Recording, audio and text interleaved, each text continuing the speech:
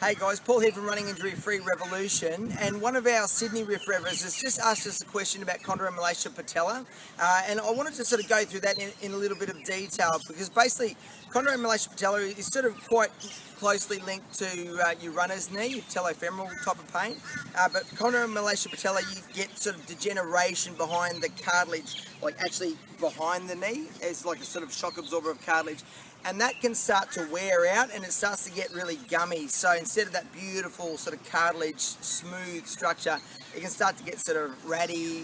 It almost starts to crumble just a bit. So sort of your honeycomb type of situation. So that is a real disaster for your running career. So usually you want to get onto it early if it's been diagnosed and start to manage it. So first thing that you want to understand is how you use your knee from a mechanics perspective. And a lot of runners get out in front and are quite heavy. So if you're landing out in front and you're heel striking, very commonly that angle to the knee is quite straight. So you almost got a locked knee. So the forces are quite heavy going through. Then what happens is that oftentimes you're weak in this inner range and you'll sink. So again, we see people that have runner's knee type of issues, chondromalacia type of issues, and their their knee angle can sink right down to sort of like 125 degrees. So if you think about that, sort of that's a fair bit, like 55 degrees of flexion.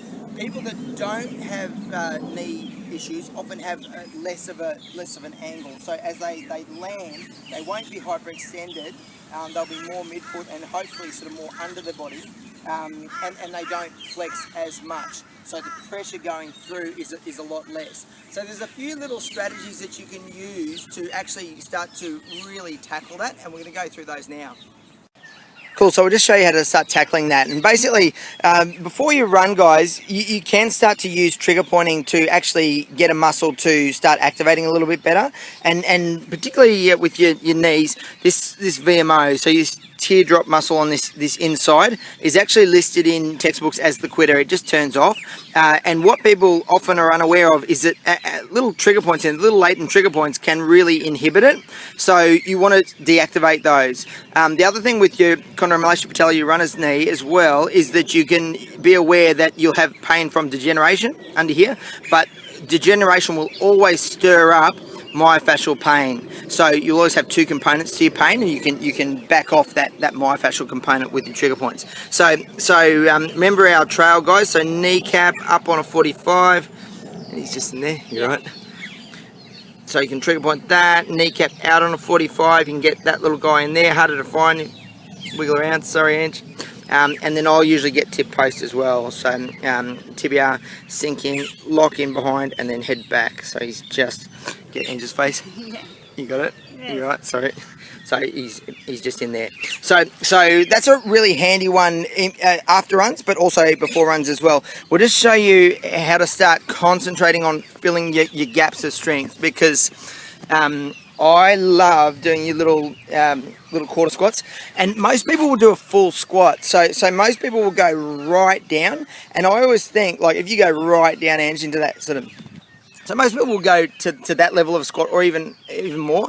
And there's nothing wrong with having strength in that range, but it's not really that functional for running. Running should be around that sort of 35 to 40 degrees of flexion, not too much more than that, and almost the less the better. So what can happen is as you drop down, Ange, see you can miss that first part of range, and you can miss the second part as well. So you'll push from there where most people are very strong, and then lock through.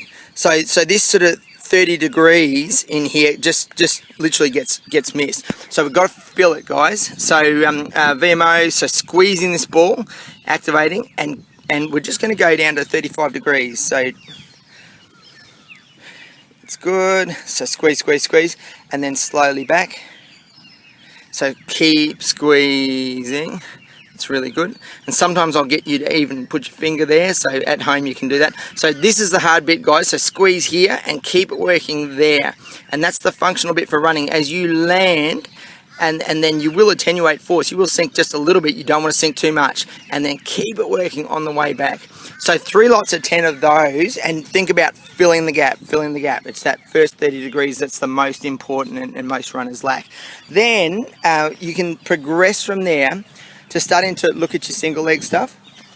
And very commonly we'll get you to do this type of thing as like a warm-up. So again, getting VMA active, so tightening glute as well, and then away we go. We're just going to do 30 degrees, 35 degrees, and then control back. So this is a really good one because you can actually see what your balance is like.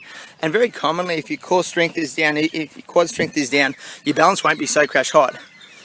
Yeah. And then so tighten from here, and then keep it tight as you lower down. That is the hardest bit, that eccentric contraction through the quads.